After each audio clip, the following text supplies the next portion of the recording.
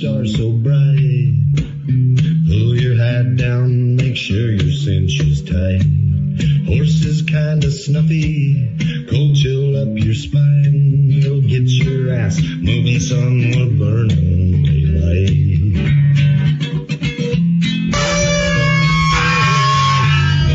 Howdy there, I'm Matt McKinley and we're burning daylight.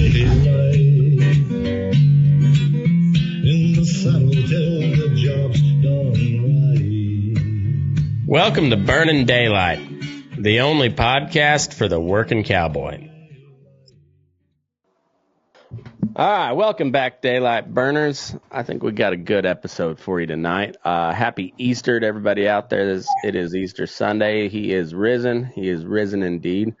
And I got TeJay Fenster here to talk about saddle broncs, the sport, the rules, the way it goes, the way it's changed, all the origins, and do a little bit of historical aspect of this sport that it's kind of a niche sport, but it's pretty big everywhere west of the Mississippi. You know, in little small towns, there's a lot of different ranch broncs, and I always viewed ranch broncs kind of like beer pong, where it's like house rules. Like there's a generally accepted loose set of rules, but then it all gets more convoluted depending on where you're playing at or where you're riding. And so, and then we were briefly discussing here before we got rolling, and talking about how rodeo itself, and rodeo is a unique sport in particular, because like baseball is, you know, it's like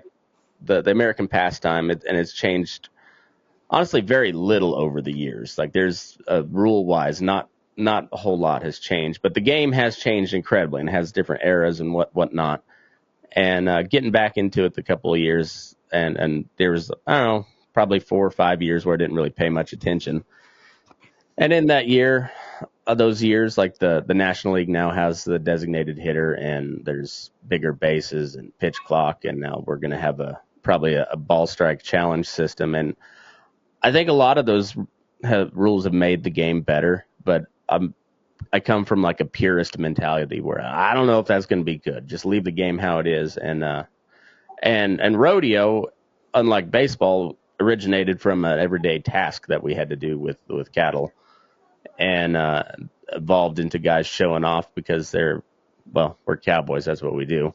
Talk shit and show off to our buddies. So then that evolved into what is become a multi-million-dollar sport. I don't know if they've hit the billions or not in a single year, but either way, it's a pretty huge sport, and it's kind of completely removed from, I wouldn't say completely removed, but a lot of times it's its own thing when it comes to rural America and like cowboy ranching world. It's like rodeo cowboys there's a lot of overlap between rodeo cowboy and ranch cowboy, but they're separate entities altogether, even though there is a lot of overlap and a lot of dual use cowboys, if you will. But I get that going to make a living in rodeo. I mean, that's your job. It's no longer just for fun. It's also your job. That's how you bring in your paycheck, and it's a whole different thing than catching a couple rodeos in the summer and living vicariously, stretching out your youth as long as possible. But like going at it for real is a whole different deal, and sports have changed throughout the years. But I think what makes rodeo unique, and particularly saddle bronc, is, saddle bronc is like the very first step of cowboying. Like you first have to be able to ride the horse to go do all the rest of the stuff, and sometimes that horse doesn't want you on his back. A lot of times, particularly back in those days, more often than not, that horse didn't want you on his back.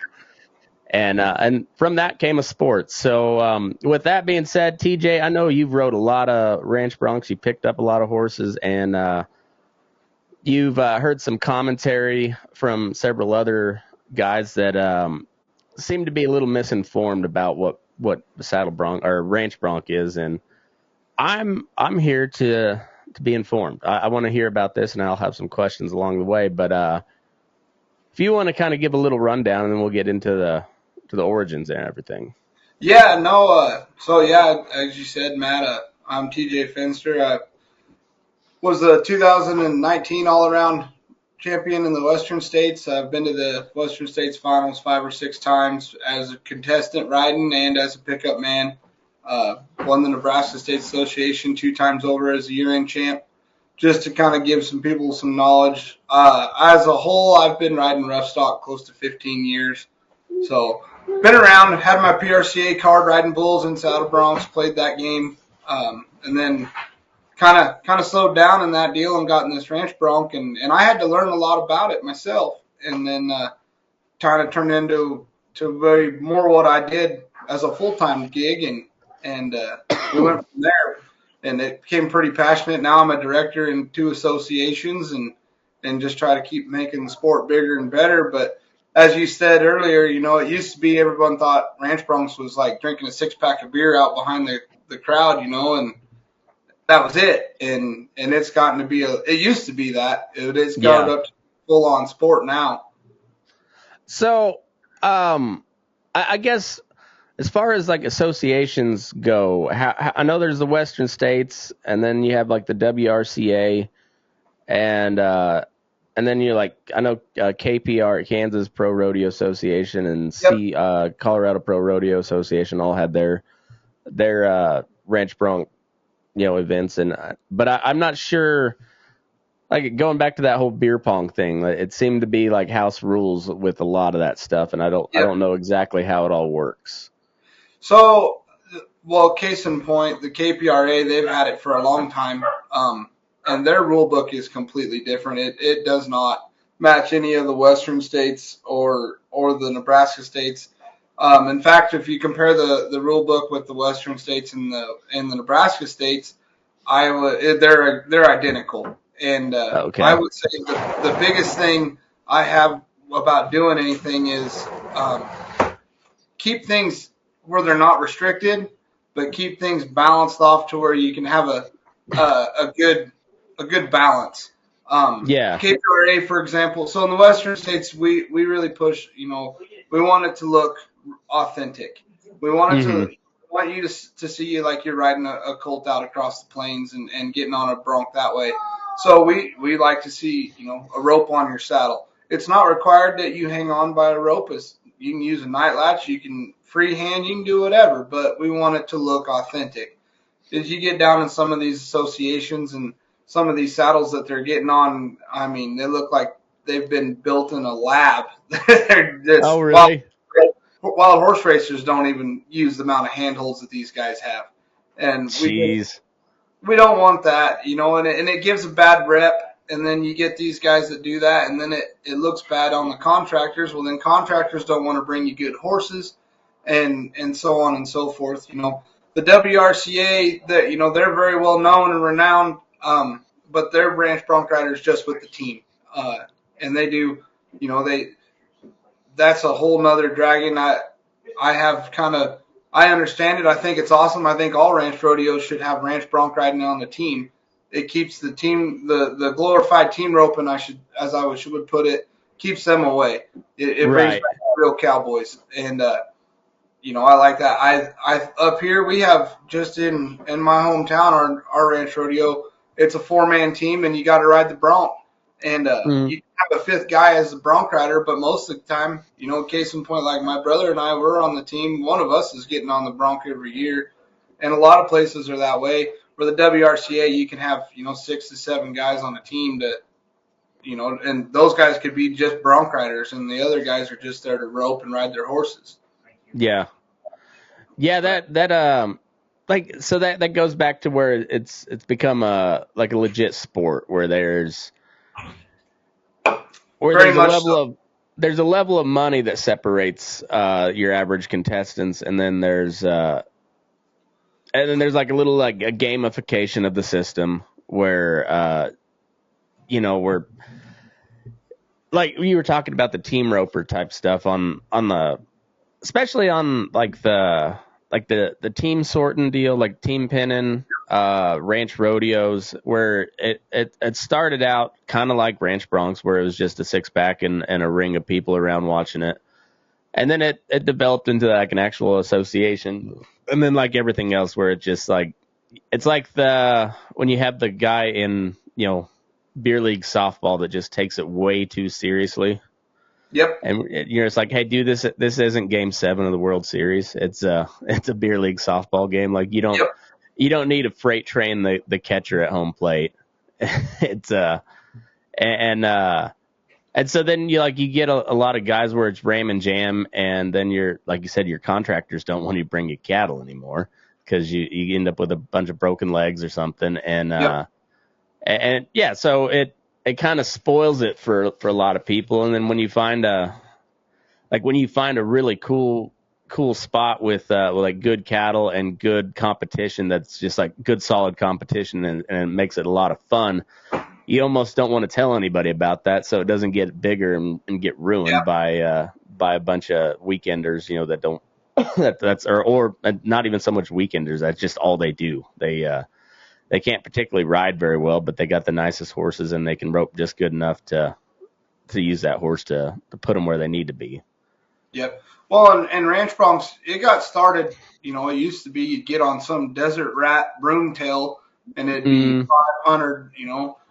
I know guys that used to get on them for no money. They just got on them for the love of the game because they believed in what it was. And I kind of come into the scene at a really cool time because it's been going on for a lot of years. But the guys that really started making waves before me were guys like J.D. Bronc and Pook Hoots and two-time world champ Justin Quint. They were all in their prime, and I was just a rookie.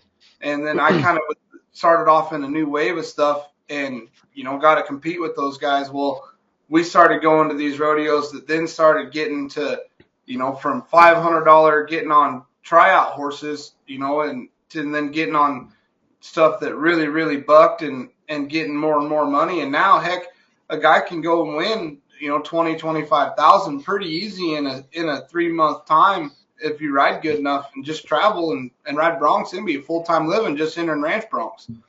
But you got to be dedicated to it. Oh yeah. Well, that's what I was saying. Like I'm at my peak, I was like a 4 or 5 ranch rodeos a summer type of guy. Like, and that I felt like I was just really putting in some road time with that. But then I talked to like guys that rope every weekend or got a PRCA card, or even like those guys that are really in the like trying to make it to Amarillo, like making it their mission to go to Amarillo for the for the ranch rodeo finals. They're just like I don't travel that much. It's one of those things where it's like I'll do the county fair, and I'm also well aware enough of my abilities. Just like I haven't ever won enough money doing that type of stuff to really consider going at it, seriously. Yeah, when you still there's a lot of ranch bronc ridings down south, and back in the day we used to have a north versus south. We haven't had it for quite a few years now, but it was a lot of fun. The last time we did it, we was in New Mexico, and I am a firm believer that the guys in the western states are the best of the best in the world. I mean, we've had world champions from Canada, we've had people from Australia come over for the finals. You really are, and it's open to anyone. It's called the Western States, but we'll go anywhere. You can sanction anything. But we had that North versus South, and man, it wasn't even a contest. And those guys down south really freehand, and I'm not picking on nobody. I'm not nothing. But we've had some rodeos where some guys down south would come up north here, and the horsepower is the biggest thing I've noticed that's a difference. And I know, so I can just off the top of my head, I know of horses like 333 Kitty Whistle that's been to the NFR multiple times. C5 owns that horse now. She started in the ranch broncs. 532 Monster, that is Corey Lang owns horse now. He's been to the NFR a couple times, started in the ranch broncs. Freckles, that used to be Mossbrucker owned. And they sold their pro card. I don't know their new name, but that horse Freckles been in the NFR a few times. I got on that horse twice in the ranch broncs, and there's a long list of horses. anything of Birch's. Birch's has a horse right now they call Moose that I know I've seen that horse in the Ranch Broncs. I mean, we have just the Broncs for breakfast in February, and it's 30 head in long round and a short go of all Birch untried colts, and it's wild. I mean, but it's a totally different thing up here. We want to get on them rank stuff, and it shows. Our riding shows out, and we don't. What gets guys in a bad taste at a lot of these local county fair rodeos and stuff is you get these guys that pull on them, they cinch them in half, cut the air out of them, and by doing so, it looks really bad on the contestant. It looks like a bunch of hillbillies that, like we said, they're there to just drink beer and look cool for their girlfriend and get a couple pictures, and then the contractor doesn't want to bring nothing, and so. Yeah.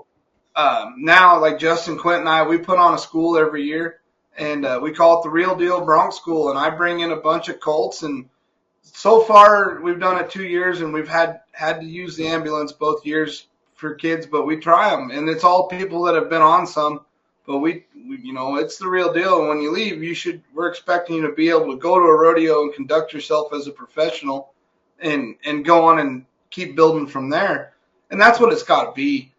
To get them good contractors and good rodeos with good money, you got to have that. And, now it's, Baker, Montana this last year, we had a ranch bronc riding on C5 colts. It was 25,000 added. Oh, wow. It's a whole nother game. And we got these pro rodeos.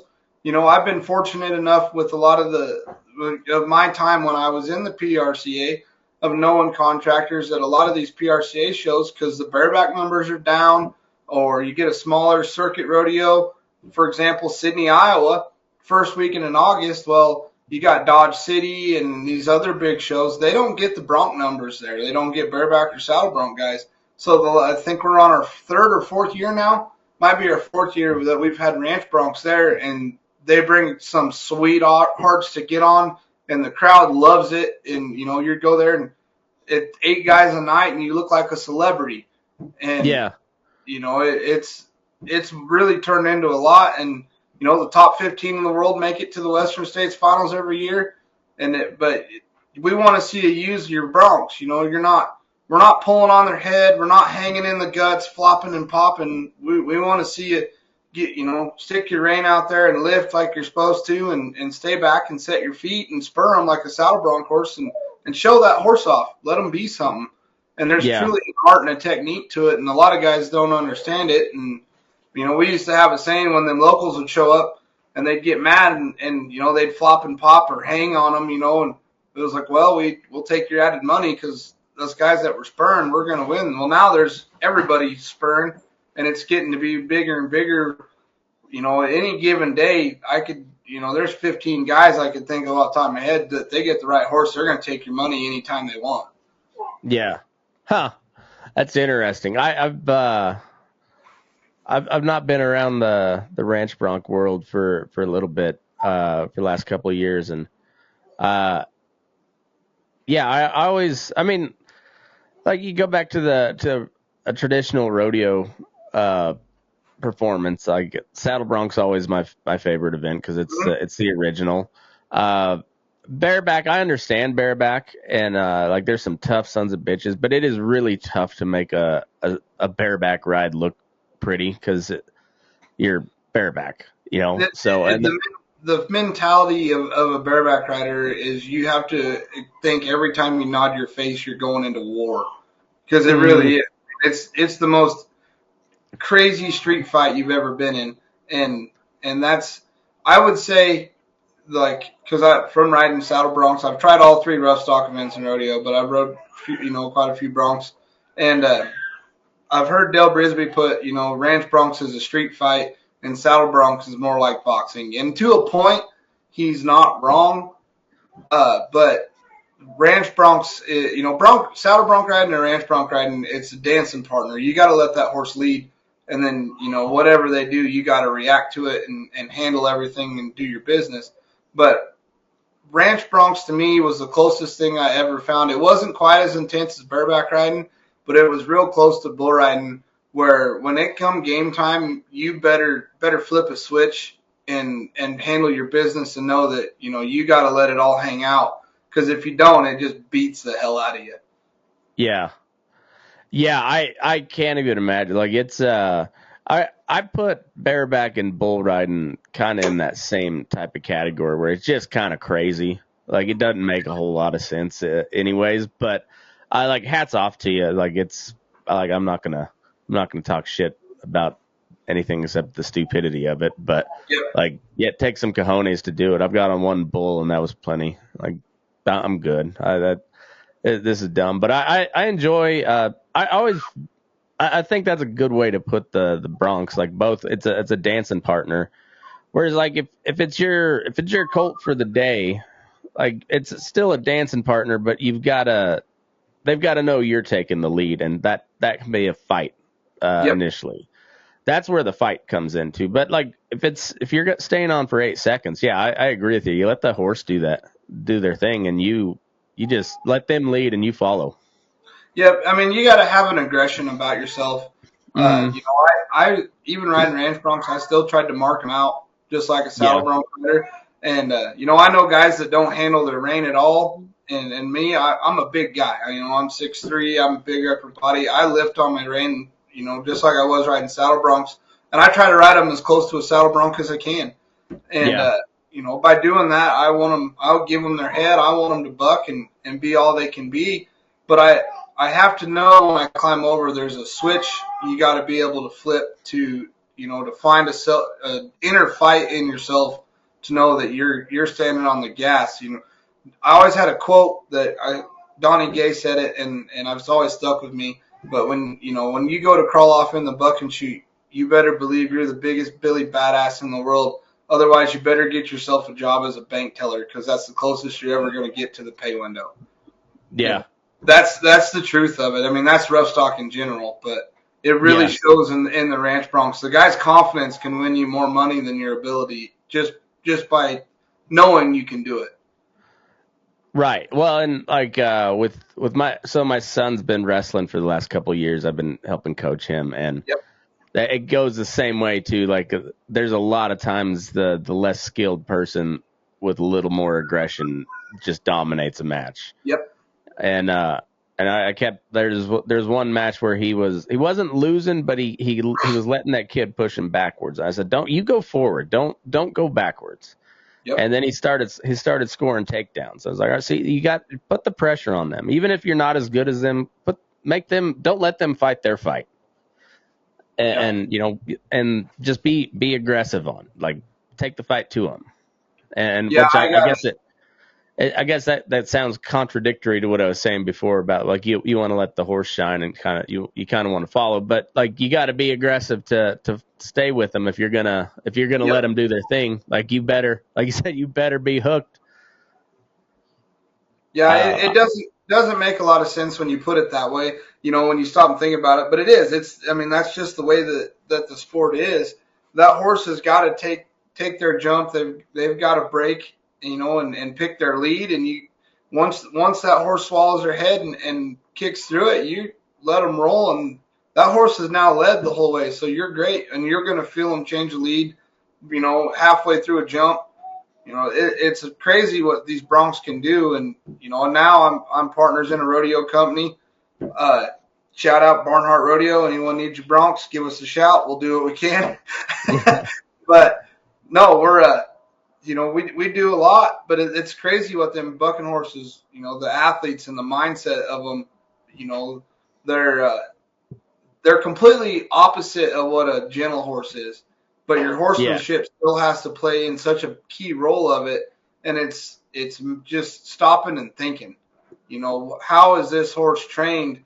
Just how you sort broncs. To compare if you're desensitizing a young one, there's so much difference to it, and a lot of the times where I see people where they fight with one in the box, or if even when they nod their head and you see them and they're fighting. That as I tell people, you ride a bronc straight lines, forward and back, and you see somebody going, rocking left and right. A lot of times, they're pulling and that bronc's throwing their head, having a fit, and they're just in a fight. They're just arguing with each other. And if they would just, realize it, stick your hand out a little further, help that bronc, or just, little things a guy can do. There's a lot more technique to it than what people realize. The same as the saddle broncs or the barebacks, to let yourself shine that, let that bronc shine. That's what your ultimate goal is. You're not there to beat anybody else. You're there to let that bronc shine, beat the bronc, and then let the scores fall where they may. Right. So that makes a lot of sense to me. So like just training young horses, that makes a lot of sense, like you said, forward and backwards. Because if you get a young horse that gets to buck and you don't want to buck and you want to talk them out of it, the easiest way to do it is to get them circling some way. Yep. So you pull their head around to break their rhythm. They may stumble a little bit, but eventually they'll get to trotting in a circle. And then you have them like that. Then that's when you have them. They might still buck, but you got them if you can get them to circle. And but you don't want that if you're putting on a show at a rodeo to show that you can ride the biggest, baddest one, and not like you don't want them circling. No, like go let them do their thing, and you stay with them, beat them to the ground with your feet. I couldn't tell you the amount of times I've been at a county fair, small rodeo, and just picking up or even just spectating, and you watch some kid and this horse is just rearing up, having a wild colt fit. And, you hear all these people on the back of the chute screaming, give him his head, give him his head. And, he just wrenches on him, and then he gets his score, and they don't offer him a reride. Well, then he's mad. And, it's like, well, you paid an entry fee to get on a bucking horse, but yet you did everything in your power to not let him buck. Yeah. That doesn't make sense. Yeah. Well, see, that was kind of like, because I was always pretty good at riding a bucking horse long enough to get him to where I could talk him out of it. Like I was a good bronc stayer on her is what I was. But that doesn't translate to a competition like that. It don't. I mean, like it can, but that wasn't what I did. I didn't have a whole lot of desire to go do it in the arena and then just not try to talk them out of it. My instinct is to get them off their balance one way or the other and get them circling. And so, but I also I understand the game. Yeah, you're like it's an entertainment deal at the end of the day. Like you're putting on a show, and I like that part about if you're gonna pay money to enter a show, you should act like a professional, because at that point, if you win, you did a professional act. You got paid for it. So you should act like a professional. It's kind of, I tell my kids all the time, no matter what, if we're in public, I'm just like, act like you've been here before, and I think that's a huge part of it. But I guess going kind of rewinding a little bit, what was some of the comments that kind of got you riled up, that people were, I wouldn't say riled up. That's my take on it, but riled up might be the right word. Okay. All right. I mean, if it's fair, it's fair. Yeah, it was more, just listening, and guys, I ain't gonna say they were talking smack, because they were, but they just weren't educated on it. A lot of people were saying, well, there's nowhere to go, there's no destination. How can you do this? And why would you want to take a beating on your body? And and like you said, a lot of people they thought of it as a 6-pack out behind the arena and a bunch of dumb hillbillies that were just trying to look cool in front of their girlfriends. And the only way for the sport to keep growing is people have to become educated with it.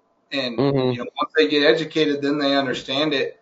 And that's something that I felt that I could maybe put a little grasp on, and I'm not afraid to talk and speak my mind and maybe try to get some words out. But that's the biggest thing, is there's always places to go.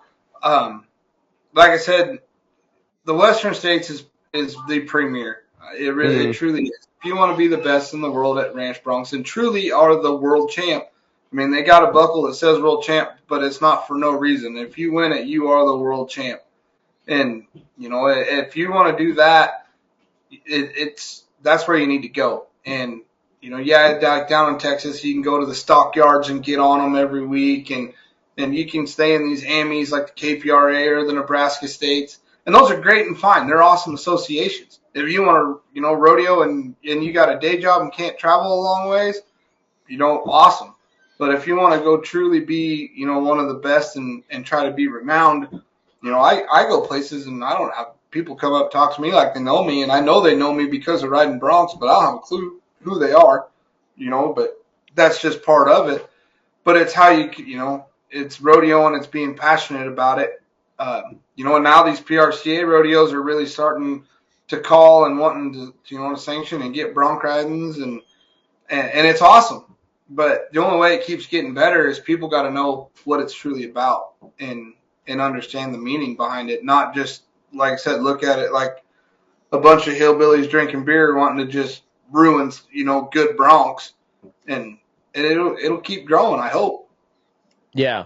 So, who was like the first, like ranch bronc association out there? Was it Western States or?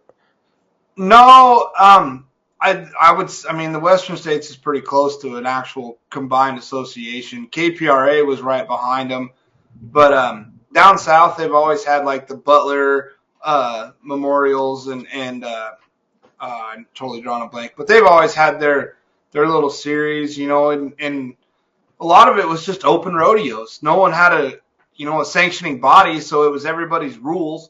It could 10 miles apart, and their rule book, I don't want to do this week, so we're not going to do this, and then we go here and we're going to do it this way. But yeah, the Western States was pretty close to one of the first. Well, I know KPRA when my cousin Robbie, when he was riding bulls, it was all through KPRA. He did a few down in Texas, but like most of his stuff was KPRA. And at the time, so like my buddy Teed was riding Broncs. I had a bunch of friends that were riding ranch bronc there, but they had it where you had to mark out, and I believe you had to go freehand for one jump, and then it was traditional ranch bronc rules. But like it seemed like they were just trying to make it more and more into a traditional saddle bronc type event, and we're like, well, yeah, they still are now. You can't even use a night latch or horn in the KPRA. You're freehanding them, So the only thing you're doing is you're just not buying an association saddle. I mean, it's basically saddle broncs without the association saddle, and the horses they get on is not the same as the guys in the Western States. It all has a factor. That factor, it's awesome to see somebody get on one in a ranch bronc saddle and freehand him. It looks cool as hell, especially if they're spurring on him. But the fact of the matter is, it's a lot harder to do to get on a 21 pointer and do that in a stock saddle than to know what you're doing and get on one in a saddle bronc saddle. A ranch bronc saddle, a regular stock saddle sits down on a horse. So your legs are down, your riggings are down, everything like that. Where a saddle bronc saddle, everything is above the horse. Yeah. You're literally on top. So when that horse kicks, you're already above them. So when you set your feet, it's already above them. Ranch broncs, you got to come from below them and try to get to the main line, and that's a lot harder to do. Yeah, you got to cover some ground there. Mm-hmm. And it's on your own. You don't have binds to help you get there. Yeah. Yeah, so it's I don't know, it's funny. It seemed like the seat rig saddle got real popular right as like the ranch bronc competition started heating up as well, and so you got, and I ride a seat rig and I like it because there is a lot more freedom of movement in your legs, and they're very popular. They're free, and I never rode one. I never have rode a swell fork saddle. I'm a Wade guy through and through, and I don't even have squat hits on my bronc saddle. I ride a straight slick fork because it felt better to me to set my feet in that than to have something in the way. So, your Hartman talked about that the first time I had him on. Especially without squat hits, you're riding the cantle more than you are riding the front end. Yeah, and it felt closer to a saddle bronc saddle. I rode a broken arrow saddle bronc saddle. It was really picked up in the front end, and it had a big pocket to stay back. And I felt like with the front end in the stock saddle, I was hanging on to the front end and not letting go and staying back like you're supposed to. So when I went to a straight slick fork saddle, then I had squat tits for a little bit, but my feet were still hitting low for what I wanted. And when I took them off, it changed everything. And then it was game on. Nice. That's awesome. So when do you do this this clinic of yours? Justin and I, the last couple of years, we've been doing them about mid-September. Nice. And we're going to do that this year. And then next year, we're going to hold one in May and do it. That way we can get guys before the rodeo season really kicks off. But we've always had, we usually take about 15 kids, and we've had a full turnout and some girls. We had Katie Coker. She come to our first school ever, and she just won the women's ranch bronc world title. And that she's handy, very handy. Yeah. That's the only girl I know that'll reach out and scratch on one. I've been kind of outspoken where I'm still not fully on board with the lady bronc riders. Because it's one thing to see a guy get ragdolled. It's a whole different deal when it's a woman. It just it's rough to watch. Yeah, it's at a weird point right now, and I think it's going in the right direction. It seems to be there are some that have there's been more and more that actually that are pretty sticky and have enough strength to kind of hang in there. And it's wanting it. I mean, that's the biggest thing is wanting it. A lot of them are there just to, the attention. Oh, we're a girl getting on a bronc, and you see it. I'm not bashing on them, nothing. I can sit there at a rodeo and just see how somebody's attitude is and how they carry themselves and handle their saddle and their tack. That tells me right there if they're there to compete or if they're there just, to be lucky to be there and look cool and hopefully get a cool picture out of the deal. Yeah. And you can't ride them for attention. I mean, because even ranch broncs, they still can kill you. It's still a very dangerous sport. Yeah, it's always it's something to keep in mind. That just like, hey, by the way, this job that we do, and if you're out, hitting the rodeo trail seriously, that is a job at that point. The job that we do is pretty damn dangerous. Like it kind of, you get used to it. So it never really at the forefront of your thought. Be like, hey, that is a large animal that is not particularly fond of you. And I think it's more prevalent and almost a higher risk in the ranch broncs because a lot of times we're getting on colts. Yeah. And, because contractors don't get outs. It's hard enough to get saddle bronc and bareback riders, period. But to go and get the saddle bronc or bareback rider that's willing to get on your colts is a lot harder to do. Mm-hmm. So we show up, we'll get on them. And by doing that, you have a higher chance of one slipping, falling down, rearing over backward. I mean, you don't know. Them colts are trying to figure themselves out too. Yeah, there's nothing more unpredictable than a colt. Like once they get handled a little bit and they get some miles under their feet, they become a little more predictable. But at the end of the day, they're all animals, and their animals are unpredictable by nature. Yep. And some are more predictable than others, but like a colt's as unpredictable as it gets. Yeah, it's and now you just don't know. And most of the time, Mossbrookers, their horses just buck. But they, them contractors handle them. They might have been dummy bucked. Birches, there ain't nothing like getting on a out of line equine birch fire breathing dragon. I mean, you can be on thousands of them, and something about them boogers blowing rollers, it'll get your blood running and make any of the best be a little nervous because they don't have the name Idleline Equine for no reason because them boogers buck. So here's a question for you. There's and I'm gonna roll it into baseball because we're in baseball season and I'm balls deep in it right now. So like there's certain prospects that people know are gonna be like Bryce Harper out of high school. Everybody knew that guy is gonna be great, and he had that and he had that like underdog mentality, even though he's one of the best, prospects to ever come out of, at the time. He's like a generational talent, but he still has that like little man kind of mentality. I remember it was an iconic moment. He got called up to the big leagues real quick, and they were playing. He was with the Nationals. They're playing the Phillies. The Phillies had just won the World Series, and Cole Hamels was just won the World Series MVP. Like, just dude was a horse for the for the Phillies that year. And he comes up and just plunks first pitch, just plunks Harper in the back, and he's like, welcome to the big league, kid. And the next at bat, Harper took him deep and then just like stared him down as he did his trot. And I was like, that's fucking baseball right there. And so like there's guys like that. So Paul Skeens is another guy where like people knew he was going to be good. The dude's got like 6 different pitches and they're all elite and they're all like high velocity. I watched his opening day start and his command wasn't very good that day, but it didn't matter because his stuff was so good.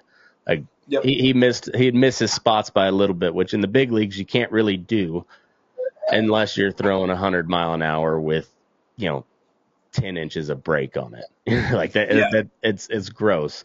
Are there horses that you see that are like that where you can see them like the first couple of times they buck out and you're like, oh, that horse is going to be in the the NFR? Yeah, I mean, I'll be honest. I'll say the like Kitty Whistle. The first time I ever seen that horse, I don't think there was a guy in the room that said that horse wouldn't be there. Same with Monster. Yeah. I watched some of the rankest cats in the ranch bronc ride and try Monster and that mare thrapped him. And though there was a bay horse around for a long time, Gene King owned her, still does, I believe, but called her Popeye. And and that horse, she finally got to go to the NFR and saddle bronc riding, and she was that horse was all there. But yeah, there's been a few. There's been some horses that I feel that probably should have made the NFR, that never got their chance either. One would be a horse called Ryan that Gene King owned that I think for probably 4 years there on Short Round Sunday at the Western States Finals, a world title was either made or broken on that mare, and she was all there. And now she's kicked out and it's a brood mare, but I always wanted to see her. She's older now, but I always wanted to see her get a chance at the NFR because that horse was outstanding. But you always see him. That Moose horse that Birch's owned, Justin Quint got on him at Bronx for Breakfast in the short go one year, and that booger bailed out of there with a big old rear out, and then he was about 3 feet off the ground kicking over his head, and every time Justin set his feet, that sucker just come back to him and wants some more. And you never saw that horse again in the Ranch Bronx. He went right to the Saddle Bronx, and now he's in the NFR and the rank pin. I mean, you just know it on the right ones. Yeah, that's interesting. So I kind of view or these like smaller associations, kind of like minor league baseball, where like say Western States is like your AAA compared to the PRCA, or like AAA would be like like Western States or WRCA, and then like AA would be like KPRA in Nebraska. Those and it's kind of like a feeder system almost. Yep. And it would be cool though to have like North versus South, but do like Western States versus WRCA and just a bronc battle. We would love to do it. I promise you, there's a lot of guys in the Western States that would think it'd be awesome. We just haven't been able to do it. We've tried a couple more times. It seems like we get talks going and then it gets in the works and then it just kind of disappears and it never gets done. But it would be sweet to have it. I thought it would always be cool to do it in a 2-part series where, we have one down south and then do one up here and we get on like Birch's colts. And, something like that and just see how it all turned out in the long run. Well, because I think a lot of those guys that do the WRCA shows would get a kick out of it too. I don't know if the WRCA itself would be it seems like, I don't know, once you get different competing associations like that, there's a lot of pettiness that goes on sometimes, it seems. And Yeah, the WRCA, what little bit the Western states has had to work with, though, has been super, super good. Those guys are that's very good. professional and stuff. They really stick to the ranch rodeo side of Mm-hmm. things. They stay in their lane. Which the Western states finals is a ranch rodeo in itself, and we do send guys back and forth, and I mean it happens, but Yeah. it's real hard. One of the greatest ranch bronc riders to never win a world title. I mean, I call him like the Bobby Del Vecchio of ranch bronc riding, was Wesley Rosengreen, and he just retired. I'd hate to know how many years he rode him, over 15. And, he'd go down to Fort Worth and get on the bronc for haythorns and stuff like that. And the only reason why he never won a world title is because the short round was on Sundays, and Sundays is for the Lord. And I mean, he should have won multiple world titles. That guy was one of the fastest with his feet I've ever seen, and just let it all hang out. He loved it, but it overlaps a lot more than people realize if you're in the circle. Well, that's good. I always wondered if there was any sort of well, you know how the different groups of cowboys are. The puncher versus buckaroo style is like that has lessened a lot since the advent of social media and guys being able to like see what other guys are doing on an instant basis. Like you see a lot more hybrid type cowboys, and I consider myself one of those. Where there's a lot more guys that can go anywhere north or south, and they can hold a job at any camp, whether it's a buckaroo camp or down south at some puncher deal. So, and it used to be that way. It's kind of changed a little, in the ranch broncs. It used to be that everybody you seen, those guys show up, they get on a bronc, and they're beat feet home, get to the ranch. I remember one year I went to Bismarck, North Dakota in February. I night-cabbed heifers all night, drove in negative 20-degree weather to get to Bismarck for one of Mossbrucker's deals, and it was during a PRCA rodeo.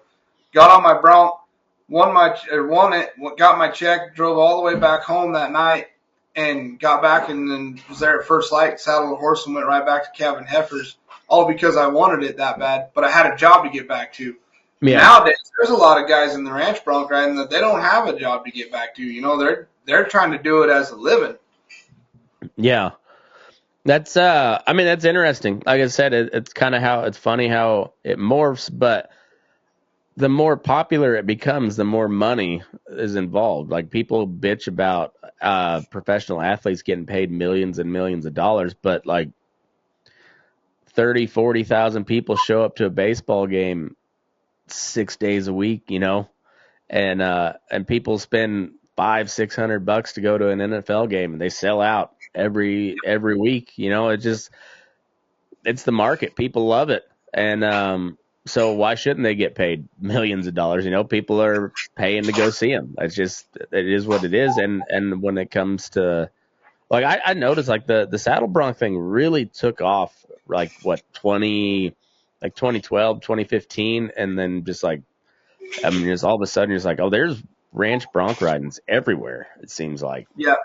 Well, and, so twice now, I know 2 times that I've been around where we've had 20-some thousand added. And, a big branch bronc riding is 10,000 plus. And there's been a handful of those. And you figure a PRCA rodeo is most of the time 10,000 added. That's just an average pro rodeo anymore. But we're trying to get built up to that point. But a lot of places are 3,000-4,000 added, money, and it really makes a difference. Show up and go get on a bucking horse and win, $2,200-$2,300, depending on what the fees are. That adds up in a hurry. And, oh yeah. But it's the crowd. The one thing I've never seen is some people were just disappointed as a spectator to watch ranch bronc riding. It's always entertaining, you know, and that's one thing that I don't ever want to see gone. And it will always be that way as long as people keep the mentality of we'll crawl on anything and we'll go at anything. That's what makes it entertaining, is that living life like there's no tomorrow and going to them. Everybody loves to see it. Everybody wants to see it. and I hope to see it keep carrying on. But I'd love to see us get, keep getting sponsors, and it takes being professional. Somebody wants your autograph, you gotta stop and talk to them. A news channel wants to talk to you, or do a podcast, whatever. I used to always show up to a rodeo and starch jeans, and I got dared one time to wear a tie, and I did it. And the next week, I had people coming up to me, well, where's your tie? And after that, every rodeo I went to, I wore a tie. I got to the point that rodeos I'd enter to, if one of the big time sponsors, like in North Dakota, was a lot of oil field companies. The one year I went to Minot, North Dakota, one of the key sponsors of the event knew I rode with a tie, and they had a tie there and expected me to wear it. Hell yeah, if it helps the production, why not? Yeah. But just things like that. A branch bronc rider's got to adapt, and we're more flexible. And a lot of these guys that are riding ranch broncs for a couple of years, they'll do it, and then they go to riding saddle broncs. Or case in point, 2018, the Western States World Champ, Aaron Mercer, he's now a 2-time world champ in the BFO. Yeah, that's awesome. I mean, it's there's the opportunities there, and but like you said, people love it. It's a very popular event, always has been since the inception of it, and part of it is like, well, a lot of these are just regular guys where PRCA is a sport, like those are the big time fellas, but they're anybody can get on at a ranch bronc type deal, and that's kind of the allure of it. And yeah, get on anything. That mentality is what made JB Mooney a bull riding legend. He I'll take the re-ride. Come on, give me another one. I'll beat him out. He beat that Brazilian dude that didn't miss. He didn't always have the best rides, but he didn't miss, and he wouldn't take a re-ride. Now I'll go with average. And Mooney said, "Fuck that.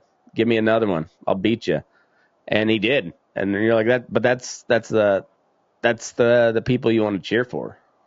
Well, and the allure in the ranch broncs is, like you said, anybody can do it. A good saddle bronc saddle is going to cost you $2,000 minimum, and that's just the saddle, not talking spurs, halter, all that. It costs a lot of money. But a lot of times in the ranch bronc riding, you can take, anybody can take their everyday saddle they already have. A lot of them are using it on a daily, and you can borrow a hack rein from somebody. You don't necessarily need a halter. You can take them around the neck. You can try it, figure out if you like it, and then if hey, it's rodeo something I want to do and I want to ride broncs. All right, well, why don't I try this saddle bronc thing, or why don't I try riding bareback horses? And in the end, people that are kind of against ranch broncs or have a sour taste in their mouth about it, what they don't realize is the amount of numbers it's turning around and helping into the traditional rodeo bronc riding events. And there's quite a few that have gone on, not maybe so much in the barebacks, but a lot more guys that have tried the saddle broncs and have gone on, and it sure helps the numbers. Whether we all want to agree with it or not, we're in the same boat together. We've got a Nebraska contractor here, Phillips Rodeo. They're awesome. They've got great, big, strong broncs. They're one of my favorites to get on. And what they'll be the first to tell you. A lot of times, if you got one in the barebacks with saddle broncs that ain't real good, they'll throw them in the ranch broncs for an hour or two and let us go to them, and then them horses will be great in the other events. It's just changes them up a little bit. It ends up making them broncs last a little longer, as long as the right guys are getting on them, and that professionalism that now is kind of expected, that wasn't a part of it back in the day, and that's why guys were getting sour on getting horses. No one wanted to bring broncs to get them ruined. Well, now these guys are trying to help them, and it's like I said, it's horsemanship, but most of all, it's professionalism as a contestant, and it makes a world of difference. Yeah, and because you're at the end of the day, it's an entertainment deal, and you're putting on a show, and like nobody wants to go see a horse get turned out, and he just sprints across the arena and maybe does a couple jump kicks. Like they want to see a horse buck. They want to see a guy try to beat him. And so like Yeah, there's always the first rides they're not good or whatever, but like you don't want to see all of that. Like there's nothing worse than seeing you go into a bull ride and seeing everybody get two jumped like that. Yep. That sucks. It's just it's like watching a 6-3 football game, but it's not because of the defense was good. It was just because it was a shit game. Like nobody wants to watch that. Yep. Well, and that's just it. No one wants to see that. And one thing about the ranch bronc riding, even if you got some newbies and the guys that do get bucked off, you don't get bucked off lightly. It's always a spectacular buck off. So yeah. So like if it's which adds to the factor, but those guys that get bucked off in a pretty spectacular way. That moment will let you know, like, if you're really into this deal. Because if you're not, that'll be the last time you do it. Like the shit hurts. Well, and who you run with makes a Yeah. world of difference. I mean, in anything, wolves always run with wolves, and that's I would never have been where I was in this sport if it wasn't for the guys I run with JD Brock and Justin Quint, Pook, those guys. I mean, I remember riding one thinking I kind of hot shit and had done something, and they looked at you like, well, why the hell didn't you spur on him, pussy? And you're just, completely deflated, like, oh, I guess I wasn't that great. And, that was just their way of saying, hey, you can do better, and made you get to that point. And that's the mentality of winner's mentality, having those guys that are always supporting you. And then you got to learn how to rodeo too in today's world. How you enter makes a world of difference, and making your runs, and learning to pass a $300 added dollar rodeo because I'm going to go 50 miles more and go to a 3,000 added dollar rodeo. It's really a business anymore. To just play the game and truly try to be one of the better ones in the world, you got to play it right and learn. But just like anything, you got to earn your stripes. Oh yeah, it's because like we were talking with the certain Broncs. I mean, I'm sure there's certain guys. I don't know. Like I've learned coaching little kids sports here the last couple of years. You're just like, oh, that kid's an athlete. You just like watch the way they move, and you're like, even as uncoordinated, he's all assholes and elbows right now, but you can still like, oh, he moves. That kid's athletic. He's going to be pretty good at just about whatever sport he tries. If he doesn't turn out to be a pussy, like that's kind of the biggest part. But I got really, really fortunate where we got like a good group of parents and kids, like the kids that my kids are growing up with. Like couldn't be happier. Like it's a good bunch. And so like, I'm pretty excited about it, but it's a culture, and like that's part of the Western world that, or the Western part of America that people have fell in love with, is like the culture part of it, where it's very, very rugged, very individual, like good people, but they're also like, I don't know how many good cow bosses weren't like cranky assholes, like they all Not are. very many. They all are.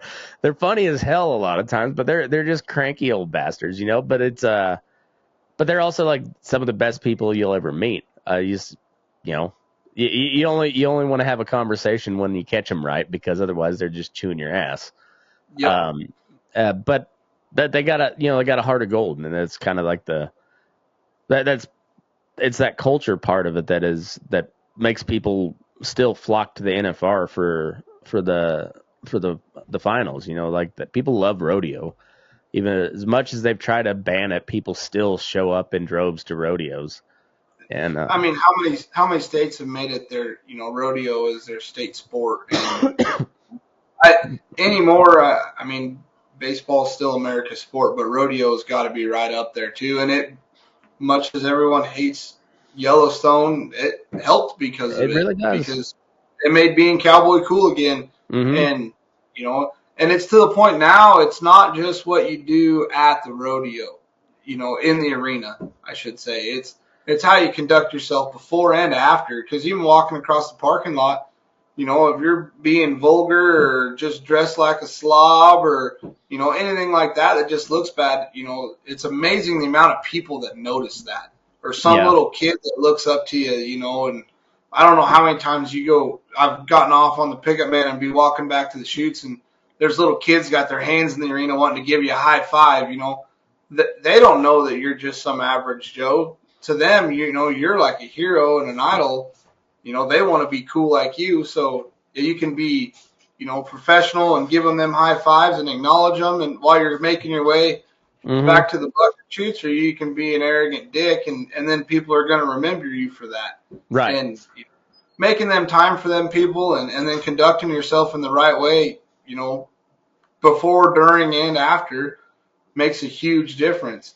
Everybody wants to go to the dance afterwards, but go to the dance and have a good time, but don't be a slobbering drunk and trying to start fights, because then everyone's gonna be like, well, them ranch bronc riders, all they wanted to do was start fights afterwards, and then it just leaves a bad taste. Well, then next year that committee doesn't want to have the ranch bronc riding because they don't want your kind there. It Right. just don't work. Well, I mean, take a guy like Barry Bonds, like arguably the best baseball player of all time, and I don't put care. him as the best. I find it hard to put anybody above him. Like I've worked it over, and the guy is just an absolute cocksucker. But he's the best baseball player I've ever seen play, and you're just like but still, it just like he leaves a bad taste in your mouth because he's such an asshole. Mm-hmm. And for a guy that just loves the sport, it doesn't take away from his game, because you're just like, they were. There was a clip that kind of went viral on Reels the other day, and it was just an old clip of, I think it was the year that he hit 73. But there was a full series where they walked him every single at bat. Yeah, I've seen that. Except one, and he got one pitch to hit, and he put it in the bay. You're just like, Yep. God. All right, well, I mean, I don't care how big of a cocksucker he is. Like that's incredible. That's incredible, the amount of talent. You can talk of steroids all you want with that guy, but one thing about it, you can't make contact with steroids, and that guy was. Well, and then who wasn't doing steroids at that time too? And just like, I'm almost on the impression they should be doing steroids. Like if it's helping them recover better, because that's most of what it was. Yep. Of course, they got huge, but I don't know. It's like, it's hard to take away from him. Like, and the people that vote him in are petty as hell. So they're not going to let him in because it was the steroid era. But like, it's still, he was going against everybody else who was roided up, and they were, and he was heads and tails above every one of them. Still, like, I don't know. He was just a better player. The steroids aside, he was just a better player. And but yeah, he just leaves a little kind of a bad taste in your mouth because he was such an asshole. But it just goes to show you like how much that, like, being a good role model is like how vital it is for professional sports. Because like I took the kids to the opening day of the Aces game, Reno Aces, and like they made a whole ordeal of like signing kids up to go and be introduced with the starting lineup for the for the national anthem. And while it's no big deal for those guys, they get to give them a fist bump and run out on the field with a little kid, but like it makes those kids year. You're like, and for me and my friend that brought his kid with, like, his kid got to stand on the home dugout and say play ball for the opening day of the season. Like, that's really freaking cool. And like even though I'm not a kid, I'm just like, I'm so glad we went, because that's awesome. And it's stuff like that bring, it makes lifelong fans. And so it's like you dapping up a little kid because he saw you ride a Bronc. It's 2 seconds out of your day, but that'll make that little kid's day, and he might go on to be a ranch bronc rider. Yep, and that's just it. Look, case in point, I coach youth wrestling, and them kids love when the high schoolers come in and help. Oh yeah. You know, that makes their day. So, and I look at it as the same way at a rodeo. And you know, my boy, you know, Tapadero is 3 years old, and he's already getting on pony ranch broncs, and it's not because I made him. He wants it, and they're just walk trots, you know. But Caitlin Hayes out of Colorado, KH Bugging Horses, has the perfect set of pony broncs for them kids to learn, and he's hooked. I mean, I've created a little monster, and it wasn't forced upon him. It's him wanting to do it, but it's all he's known is he's always traveling with me. You know, I took my family everywhere. Yeah. And, you know, got to see what it was like to go and win buckles and be a part of that. And then he also got to see me get bucked off a few. So it's always highs and lows, but it's wanting to do it, you know, and that's why we started the school, was for that younger generation. You know, that professionalism that what we constantly talk about it counts. Even just saddling your bronc. You know, you see these guys that'll hold up a production because it takes them 10 minutes to saddle one, and they got to have 3 of their buddies to do it. And it's like, holy shit, don't you saddle a regular saddle horse? You know, I can go ahead and run a bronc in, get my halter on him, get him saddled, and be out of there in under a couple of minutes just by myself. I don't need to have help to do it. Because they're like at the Western States Finals, you can't have help on the inside of the arena on the buck and shoots because they're doing other events. So you got to pull them on your own. And the amount of people that they don't understand it. And there's a right and a wrong way. Same with crawling off on the pickup, man. I've had, I don't know how many guys that have tried to take my head off, you know, just picking up because they didn't know how to get off correctly. So, you know, if they're going to go do the sport, you know, we want to see them succeed. I want to see guys go and do great. I mean, I never want to wish ill on somebody. So, but I want to help them out as best they can. And somebody calls me up, you know, and they got questions. I'm always willing to help the younger guys. And we're always doing them schools. And Justin Quint's the same way. And then me and my partner on these broncs, we try to make sure they get on really good horses all the time. It costs us a lot of money. But they really, really butt. And by doing so, you know, everyone likes to come to our rodeos, and we have a very good product at the end of the day for any county fair in the world because it's family oriented through and through, and, you know, you don't have any problems afterwards, and it has a different element to it, and it really matters. And same with them pro rodeos. You know, one thing I love about Sydney, Iowa, I remember the first year I went there, that place I was there in a bull riding as on a permit, and it was quiet. I mean, it was loud, but it wasn't, you know, it's a big stadium or, you know, arena and stuff. But when I went there in the ranch broncs, that place erupted. It was so loud, your eardrums were popping. Those people loved that event. That's awesome. That changed, you know, to me, that was a whole game changer. And that, you know, that shows that we're on the up and up. But, you know, it's got to have the right guys. But people got to know with the sport, you can go up. You can get in the Western States. You can get in these other associations. You don't just have to ride at mom and pop small town county fair rodeos. Well, I've got a wild idea, and I'm gonna run it by you here. Don't agree to it too fast if you feel like it. But I'm a big sports talk radio type of guy too. That's why I do the Burning Daylight Sports. I'm a big sports guy in general. Yep, me too. Once we get into Ranch Bronc season, what if we did like a weekly roundup? We could incorporate ranch rodeos and ranch broncs both with Western States. Be like who showed out, what horse did they do it on? You know, I mean just rodeo talk. No, that'd be awesome, man. And we could put it on the Burning Daylight Sports channel, and just because I think that'd be good. And then, you know, if people get to hearing about it, like, well, maybe I'll go to Elko this weekend and watch somebody ride. You know, maybe I'll go catch this rodeo because I want to see this kid that they've been talking about that's been on a heater. You know, and that's you know, and then if you get some guys that are acting unprofessional, well, part of being a professional is you got to answer to the media every now and a while and get a little shit talked on you. You know, it's Yep. and they either take it the right way and get better, or well, then you become kind of a dick. And that's all part of the game, though. But I think that'd be cool. I've not heard many. You know, I know Rump Chat does some.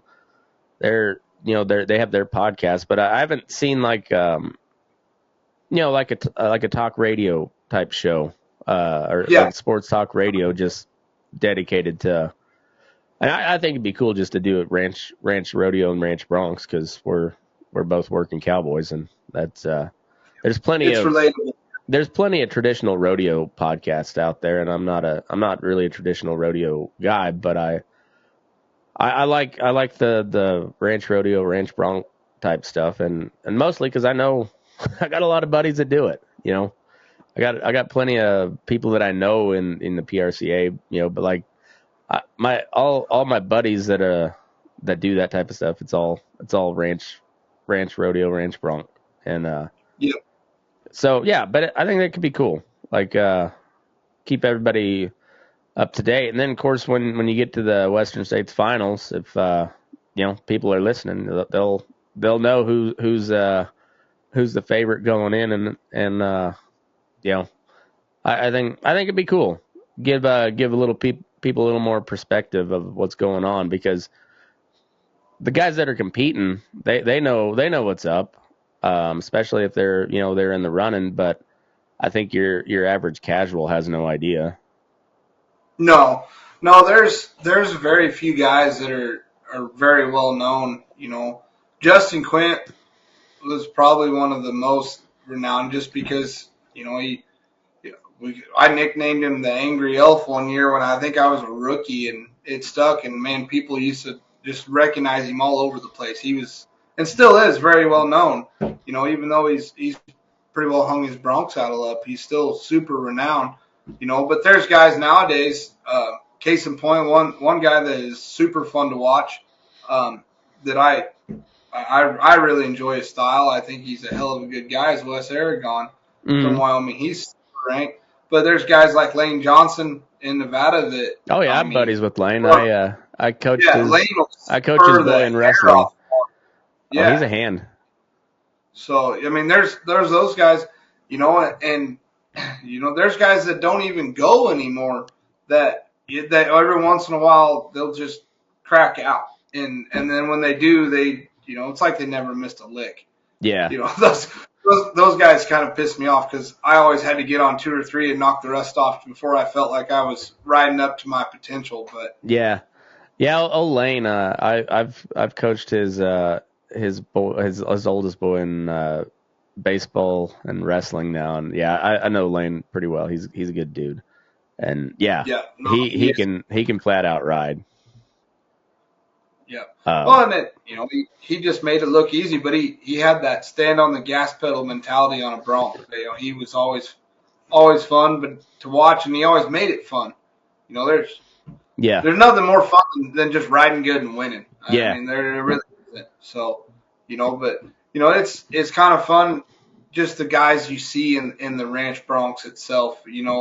Case in point, I'd been to the finals a couple times over.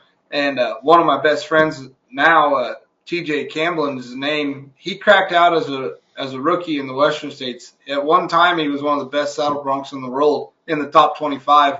Got married and quit riding bucking horses altogether. Takes a 26-year break, and I think he was 44. Oh, wow. When he cracked back out as a rookie, and then makes the finals and wins a go-round at the finals. Hell yeah. Hell yeah. So, and he kept getting on him. He rode him until he was 50. But, and it's just cool to see the types of people you get in this sport. This event is unlike any other for that reasoning. And I said, I got super passionate about it. I got on my first one in Edgemont, South Dakota in 2011 on a whim. I was actually up there day working, doctoring some yearlings. And went over there for the Bronc riding because a buddy of mine was entered, and they had somebody no-show, and they needed a spot filled. I was like, I got my saddle, and I got on one, and never thought that would be where the trajectory of where my career would go. And next thing I know, 2013 rolls around and I'm traveling all over the damn nation, just getting on Broncs and the Western States deals. So, and it's taken me to places I never thought I never would have made, like Miles City Bucking Horse Sale. I never would have made it there if I hadn't been going to them rodeos. Yeah. So, No, that's cool. Gotta be fortunate.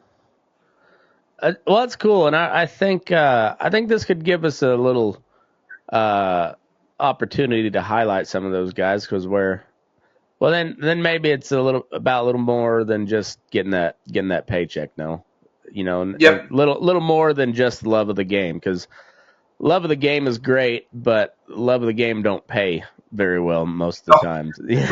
So but like eyeballs on the sport means dollars in your pocket, and yeah, and then and it's one of the things that makes baseball really really relatable to people, because they don't, outside of the catcher, their face is always shown, and rodeo's the same way outside of the bull riders, which for good reason.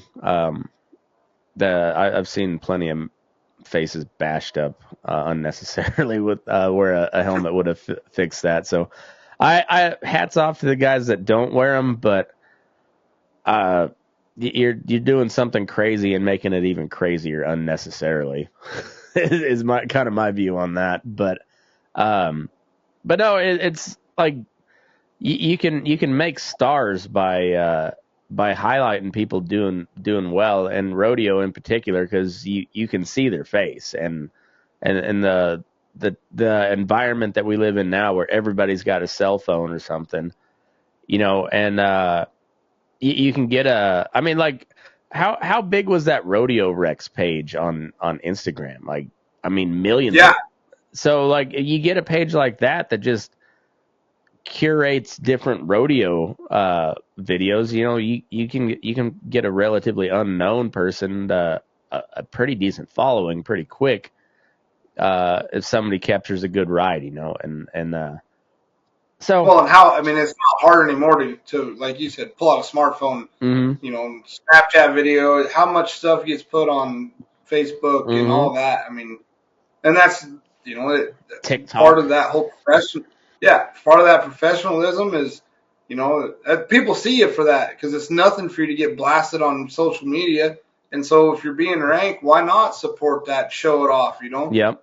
Everyone wants to see ranked cats being ranked. Right. Well, and if you got a little personality, let it show. There is I agree with the professionalism a lot, but also, there's passion in the sport, and it's good to let it show. Oh yeah, you still gotta be passionate, right, and be you, right, and and if you're being an asshole, you'll get in trouble. Look at Rocket Steiner. Like, that guy's an incredible bronc rider, but he's a young little shit. And I mean,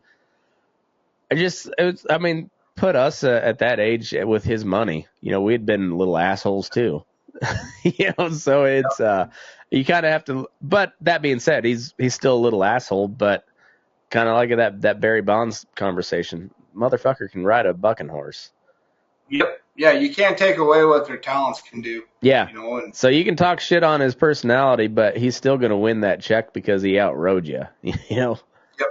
And because he's been doing it since he's a little bitty, and he's just that good. And it is what it is. You don't have to like him, but yeah, respect the game. And I say that goes to him too. Like I like the passion. I like some of the antics, but also like. Know your role. Maybe you didn't ask to be a role model, but you are now. And yep, you don't realize the eyes that are on you. It took me a long time to learn that too, though. And when I was young, temper get the best of me, and then something bucks me off. I'm fighting mad, but I make a very, very strong point to try to get out of eyesight. That way, and then shit still gets thrown, and I'm pissed off, but. I'm not going to do it to where people can see it. And it's not anything the fact that I realize that this sport, if I fail, it's why I love wrestling so much too, is it's on nobody but me. Oh, and I'm a big fan of like I helped coach wrestling this year, and like we had our little end of the year, kind of dinner that we did, and I said, when I wrestled and growing up, it was never my favorite sport, but I learned the most from that. Like it benefited me the most. Like baseball was always my favorite, but looking back on it now, I'm just like, wrestling was really good for me.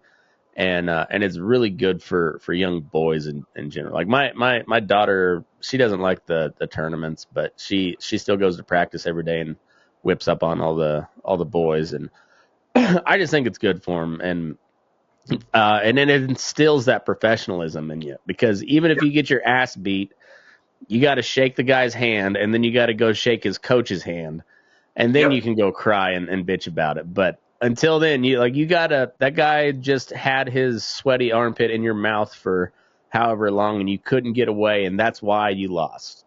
And now you got to shake his hand.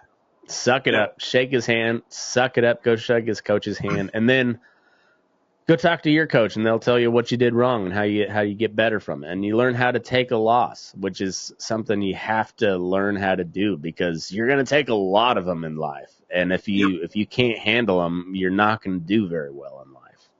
Yeah, well, and I had a case in point. I had a student. I ain't gonna say their name or nothing, but I had a student at school this last year. He got on one, and it was him and a buddy that were there, and they got on one, and the first day, and then the second day he comes over and he's like, I was like, "What, you gonna get on one?" And I'm just sore.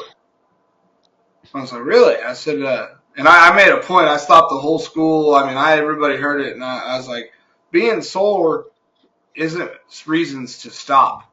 I was like, this, when you're on the 4th of July and there's 60, 70,000 to be won, and you're on a 10 or 12 day run, you don't just get a turnout because you're sore. They don't pay you if you're sore. I was like, this is where you guys got to dig down deep within you and crave them and say, all right, it's kind of time to nut up or shut up, and that was how I approached it, forever, and still approach the game. I always wanted to get on Killer B in a stock saddle in the Ranch Broncs. I think she'd have beat the shit out of me and two-jump me, but I was going to go at her for all I had, because I always loved that Bronc. I wanted just one time to just feel her underneath you, to know just how strong she was. But, I ain't saying I would have rode her, but I was going to go down swinging. That was my approach. I wanted to get on the best. I wanted to, beat the best and ride the best horses I could get on. And that comes from the generations prior, growing up, I was always, you give it all you got in everything you do. And sometimes that lacks, and the heart that it takes for someone to go and play this game really thins them out in a hurry. I mean, and that kid afterwards, and I brought that up, he stepped back and thought about it and realized, that he wanted it more than that, and decided to get on some. Right. So, well, you look at people putting that in perspective for you. Look, I mean, you look at through sports and how many stories, like Cody Ohl, who's also known as been kind of a dickhead, but he had that moment where he blew out his knee and he had to cut his rope, but he still finished his run. He gutted it out, and he showed that he was still a fucking cowboy. He might be a dickhead, but I'm cowboy. I'm gonna finish this thing. I'm the best in the goddamn world, and he showed it. Kurt Schilling with the bloody sock, Jordan with the flu game. There's countless cases of that where the guys. I'm glad you brought up the Kurt Schilling thing, because I'm a big Red Sox fan. So. Well, I mean, even that going down 0-3 in the ALCS, they got to win 4 straight, and they did it to break the curse.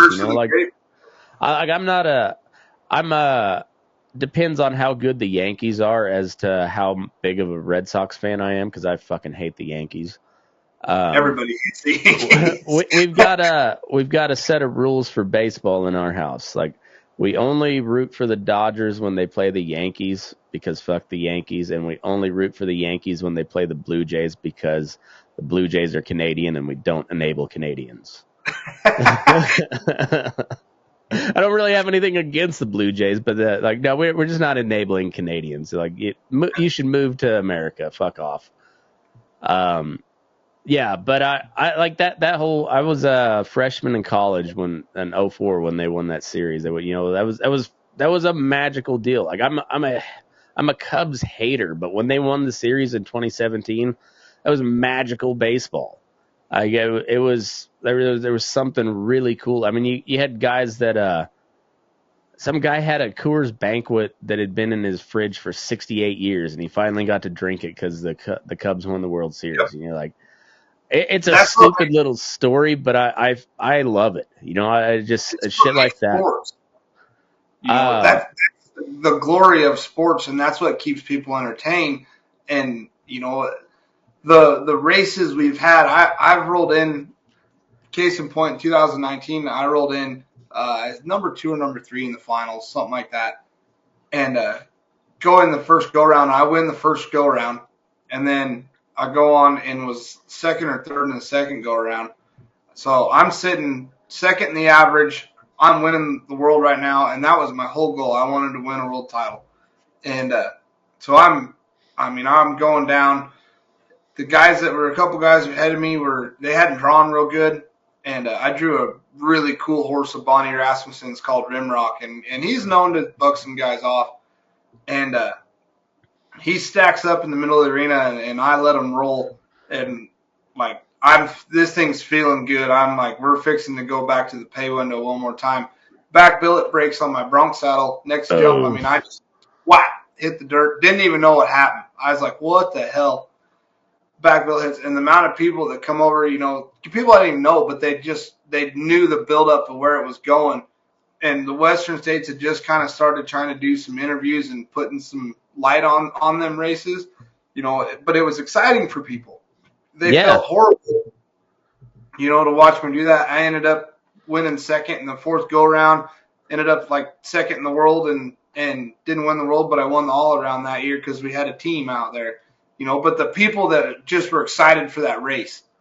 That's what sports is. I remember Justin Quint coming in and being in the fourth go round, and he'd been knocked down and he had to win the fourth go round, have to win a go round to win the world title. I think it was his first or second world title. And he had to have it. And there wasn't an empty seat in that place. Everybody was chewing fingernails waiting to see just how that was going to turn out. And he let everything hang out. He didn't have a single ounce left in him, and he won that world title because of it. And it was exciting. That is sports, whether it's on a great national level with Major League or the NFL or college level. Sports is that way. And I find ranch broncs to be a lot of that because it's so close in a lot of times that it puts a little more thriller to it. Yeah, well, I've talked about it on the sports show here the last couple of weeks, but yeah, when we went to that opening day game, and so Reno's a AAA team, and minor league ball like gets kind of made fun of a lot for their wacky antics, but like minor league ball is go watch a game if you get a chance. They are so much fun. They do all the wacky antics because they're just trying to bring in families with kids to watch, just put some butts in the seats. And then, these players are all trying to make it to the show. And so we're AAA, you're one step below the major leagues. And this kid, Tim Tawa, was playing second base for the Aces. He'd hit a home run the day before, and then the home opener was on April Fool's Day. Kind of shitty weather, like it was windy, cloudy, like it was projected to rain, and wasn't for sure and it's hour and a half to Reno for us. And I was like, it's gonna be my luck. We're gonna get like almost to the stadium, and then they're gonna like postponed or delayed or whatever because of rain. But like the weather held out, the wind held off, and it was chilly, but it was like a nice day. But nobody was there. All the kids got to go down on the field, but this dude Tim Tawa was having himself a fucking game. He hit a home run the day before, and he went 2 for 3 with a 2-run home run, a 2-run triple, stolen base, played excellent defense, and he hit the home run in like the third or fourth inning, and then he hit the triple later on in the game. And I told the guy that I was with, I was like, he's going to get called up if if he's playing like this, he's going to get called up. And that was on a Tuesday. He got called up on Friday. He had to catch a flight from Reno to D.C. to play with the Diamondbacks against the Nationals. And they broadcasted on at the Greater Nevada field where the Aces play. His first major league at bat, because they threw him right into the lineup. He played a game Friday with the Aces, and then he was in the starting lineup for the Diamondbacks on Saturday. And they televised, and he was hitting the 9-hole. Pitcher was dealing. He'd retired 8 straight, and kid comes up and just ropes a single over his shortstop, just mashes a line drive. But they were playing it at the Aces Stadium while they were warming up, and so he got a big pop from the crowd. And I was like, well, now I'm a Tim Tawa fan because I saw all that shit, and I called it. That he was going to get called. He was going to get called up, and then he goes. I mean, he's doing okay. He's hitting under 200 right now, but his first at bat was just roped a single. I was like, fuck yeah, good for that dude. And he's been in the minor leagues for like 7 years, and you're like, how do you not like that story? That's the cool thing about all sports is like at the end of the day, it's just a normal dude or lady, whoever's competing. They started out as just a normal person, and that they happen to be good at what they do.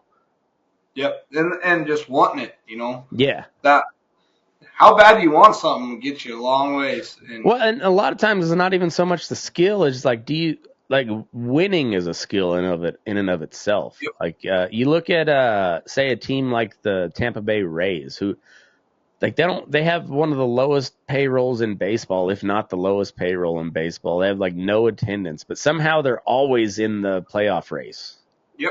Like they don't always make the playoffs, but they're always in that conversation somehow. But they just they know how to win. Like winning is a skill at some point where like even if your skill winning is an addictive drug, but it's a drug that you can learn how to get the easiest of times.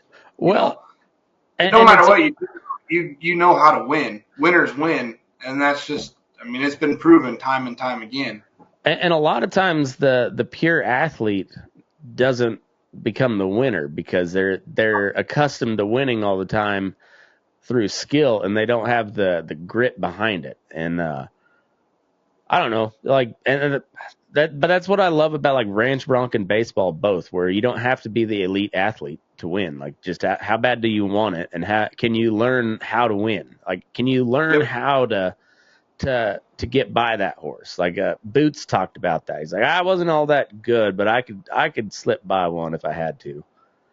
And and nowadays it comes down, just being able to sit on top of one is not good enough. You got to go on, and that's what makes it great is guys have pushed themselves up to a level now where you got to really know how to ride in there and the technique to it. Just saddle bronc ride. If you fall off in the saddle bronc ride, and you're either not lifting or you're not staying back. One or the other. Those are the two core things you got to do. Well, ranch broncs is a lot of the same in some aspects. You need to lift, and you got to stay back, and you can make it way more complicated or as easy as you want. But at the end of the day, you just got to go to them. Keep your feet in front of your cinch and let it all hang out. And as long as you can get your feet rolling, they're going to pay you. But you got to learn how to spur. And guys, some are great at it, some are not. Some, it took me a whole year getting on them before I ever learned how to spur. And I rode saddle broncs, and it could move my feet on them. I couldn't move my feet in a stock saddle for nothing. I struggled. And then all of a sudden one day it clicked. And when it clicked, it was like this was the easiest thing in the world to do. And I made it harder than it needed to be. All right, so let me ask you this. So, like in, we'll stick with like baseball and football. Those are the guys I know real well. So you get a guy like Eddie McCaffrey, like just a gritty ass white boy, or who was the the white cornerback for the Eagles is Cooper DeJean or something like that, and then Cooper DeJean. And then Riley Cooper for the you get like gritty, tough, not necessarily the best stats on them, but they're just always around the ball somehow. Or you get like a Tony Gwynn who's like he hit, I think his highest yearly total for home runs was like maybe 15, but he hit 338 average for a career. Like even Greg Maddux, who was I think probably the greatest pitcher of all time. He didn't have the overpowering stuff, but like he was the best pure pitcher. Like he was weird as fuck, but he was like he was talking about like when you can change speed and put it where you want to go, that's when you got him. And he's like and you get him every time, except that goddamn Tony Gwynn. He's like, just can't strike that motherfucker out. And so is there a difference like that in the ranch bronc world, where do you have like small ball type riders, and then you gotta have like the power hitters? Like I feel like you're more of a power hitter type of guy. Yeah, I mean there is, there's, I would say anybody that's in the top 10 in the world year in year out, a one-time guy is,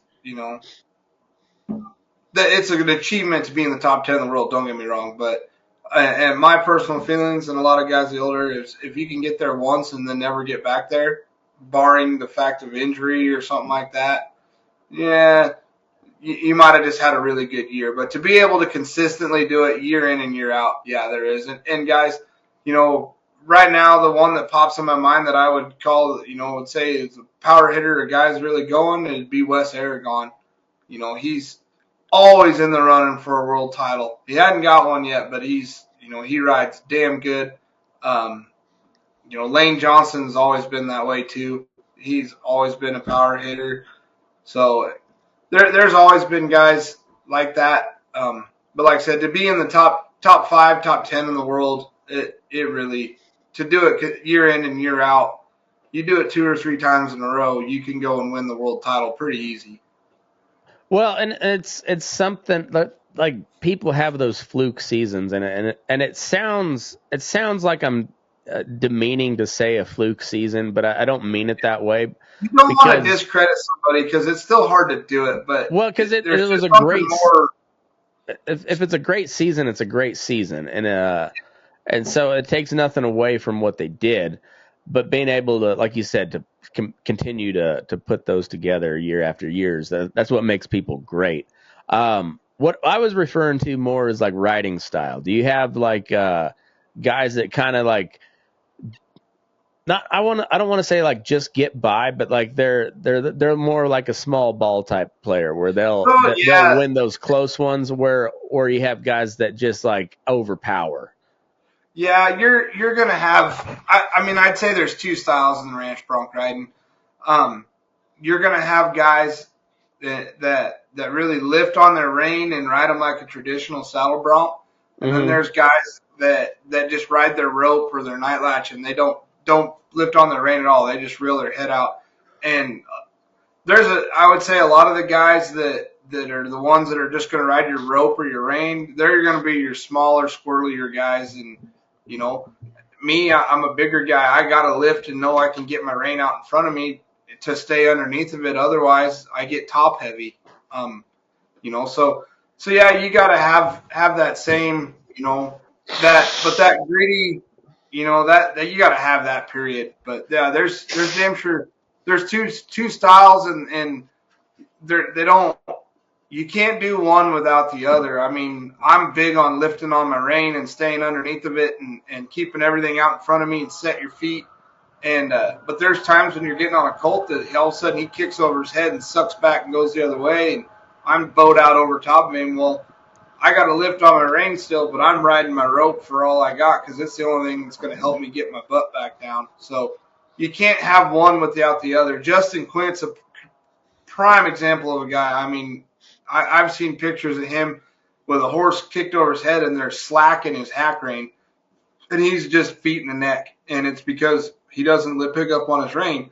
But I've seen him get on horses where he's been stood up in his saddle and he's had no choice but to lift on his rein, and he'll just stick it out over their ears and pick up on it and get his butt down and go. So it's a push and pull. It really is. But, the biggest thing, that I would say that makes the difference of a guy, whether he's great or he's not in this sport, is how strong of a fear to the ground do you have? Yeah. That was what made me a good Bronc stayer honor, is I really, really did not like hitting the ground. Yep. And my dad I think he did it on purpose. We had we never really had a round pen. We just had a square corral, and one side of the corral, the west side of the west fence was a railroad boxcar, like a reefer car. Ice box car. It wasn't really a true reefer, but and then we had just wood fence the other three sides, and the gate in the corner was like kind of washed out, so we had knocked down this concrete chicken coop, and I just took chunks of concrete and we filled that hole, and he's like, yeah, I'll bring in some fill dirt, and he's like, bring concrete over, fill it up, and then we'll cover it in fill dirt. Well, the fill dirt never happened. And so we eventually just had little chunks of concrete laying around our colt starting corral. And if you got too far sideways and you saw one of those big chunks of concrete, you were grabbing everything you could and getting back into the middle as soon as you could. And Yep. So I've been able to stay on a lot. What usually was never very pretty. It was always grabbing something to claw back into the middle. Yep. I mean, there's always a science to it. One of the first questions I get asked all the time, the first one they get on, and I can't keep my stirrups. In the ranch Broncs, you lose a pedal, you don't get DQ'd. You get a point deduction, but you don't get DQ'd. But it's always some first things I get asked. And a lot of the times I always ask people, I said, well, do you ride your stirrups at the same length that you ride a saddle horse? And they, well, yeah, and, I'm getting on a horse. I was like, well, yeah, but you don't have a pad underneath your saddle now. What people don't realize is that pad widens that horse out. And if you got an inch pad, you're wider an inch on each side. I'd take my ranch Bronc saddle it's set almost a half a hole, or it is a half a hole shorter than what I ride my regular saddle for that reason, because it makes you, it's just the science of things like that, and that's where I always raised. Oh, sorry, I didn't mean to cut you off. You're good. You're good. I always raised mine up a half hole if I knew something was bound to fire, just so I could get sucked back into my seat. Yep. And it, oxbows. I know very few guys that I've ever seen be able to ride with a set of 5 or 6 inch bells and just comb one down and keep their pedals. I tried it. I couldn't do it. I'd go to the neck one time, and then that stirrup would stay there, and my foot would come out, and then I just struggled. But I always, stuck to oxbows to get on. And most of the guys that are really going to the finals or trying to make a living doing it are really, they're going to ride with oxbows. But it's all part of it, And like I said earlier, these guys that, you pay $100 entry fee to get on a bucking horse, and then you try everything not to have him buck. It used to be where contractors, they'd say, well, it's ranch bronc riding, there's no re-rides. You don't get a re-ride out in the pasture if one bucks you off. Well, no, I got to walk a half mile to the trailer, but I also didn't pay $100 to get my ass bucked off out in the middle of the hills. So if I paid money to get on a bucking horse, I expect to get on a bucking horse. And it all comes part of it, and it, that science and how you do it, that's what made Justin and I decide to start putting on schools. And then when we started doing it, J.D. Brock jumped in on it, and the knowledge that those guys have just in the science of how to do this sport right. This event's different than any other. It's a combination and piece by piece of every one of them, but to be able to do it and do it right and do it at a high level, you got to do certain things right. And those guys have it down to a real good science, and I learned a lot through them, and then have picked up tidbits on me, they're both little guys. I'm a great, big, strong guy, so I had to learn how to ride them a little differently. But Well, and I think for the uneducated, that seems counterintuitive. You know, usually the bigger, stronger, the better. But typically, you're prototypical. Like I'm built like a prototypical saddle bronc rider, where I'm about average. I'm 5'10" on a good day. But I have about a 6 foot wingspan, and I've got like a short torso. I got long legs, long arms, and yeah, I've got the arms and legs of a 6 foot person, but the body, my total height is 5'10". So like I've got long levers for on a compact body, and yep, that's excellent for rough stock of all kind. yep, no, Um, and I was not your quintessential roughie, but I've always loved it, and that's why I tried my hand at all three the traditional rough stocks, and I got along all right riding saddle broncs, and I rode bulls for a long time, but I had to learn how to adapt to every event I did. I had to do something different, yeah, riding bulls. I had to really learn how to knee up and let them bulls pack me around so that I could get. Otherwise, they just whip me out of there. If I tried to manhandle them, I was just so long, centrifugal force would get me. And yeah. with the ranch broncs, I've had to really learn how to keep my hips down in my saddle, and that's why I stuck to such a slick fork saddle. And people looked at me like I was crazy, and it was because by having that, I knew I was riding on an edge, and by riding on that edge, I knew if I screwed up, I was bucked off. But made me elevate to a level that I wasn't going to get to, and I had to do things right, like keep my butt down. Isn't it insane how no matter what the sport is, it always comes down to having strong hips? Yep. Whether you're like golf, baseball, you're turning your hips. If you're blocking in football, your hips down. Wrestling, like get lower than the guy that you're going like that. That's always you got to get low, but you can't just bend over. You got to get your butt down so you can use your hips to explode back up. Yep. Like it all comes back to your hips. And it took me forever to learn how to ride with my legs. Like I was not a natural horseman. It took me a while to learn how to ride, but once, yeah, like these are just kind of arbitrary at some point. When Yep. you're a horseman, like it's all on your hips and your legs, knees, heels, hips. Yeah, it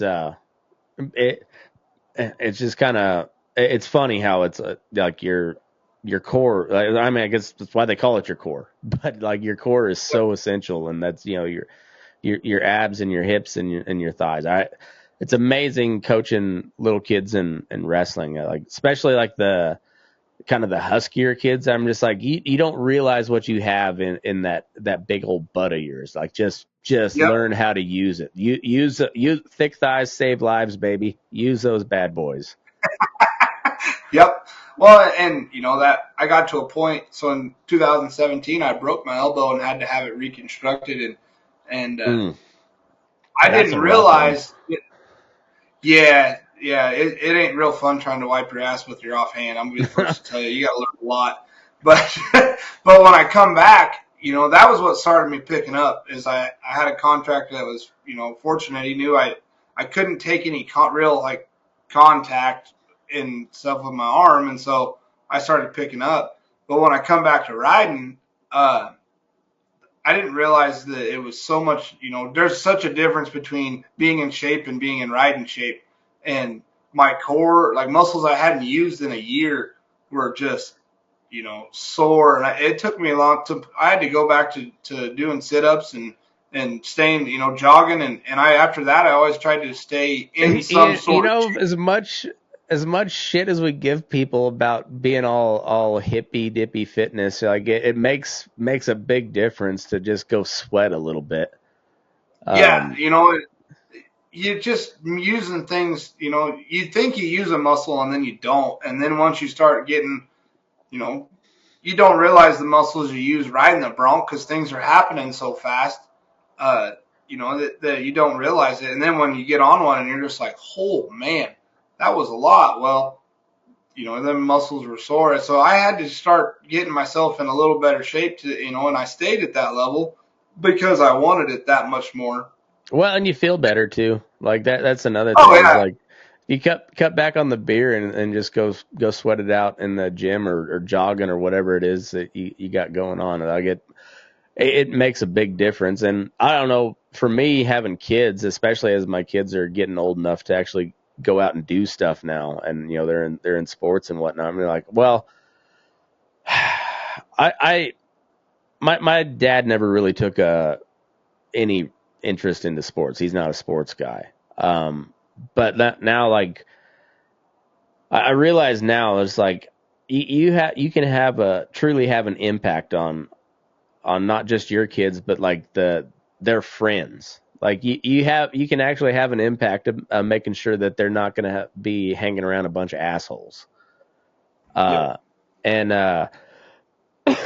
but if you're going to coach and you want to be a good coach, you probably better lose a few lbs and be able to run around with them so you can show them shit. When wrestling season rolls around, I love it because I stay and help out with the high schoolers and go and wrestle with them. Man, them first 2 or 3 days, it's rough on an old guy, and then you start feeling better, and something that's super important in ranch bronc riding is, you ask somebody, well, what happened? Well, I don't know. They black out. Well, what people don't realize is when that happens, you're not breathing. The amount of times people are holding their breath, they don't realize it, And so by kind of staying in a little better shape, you have a little more control of your breathing, and then you start seeing it. And once you start seeing it, it slows way down. I couldn't believe how much faster broncs were compared to bulls when I first started getting on them. And, after I got on a couple saddle broncs, I was like, bulls were slow motion.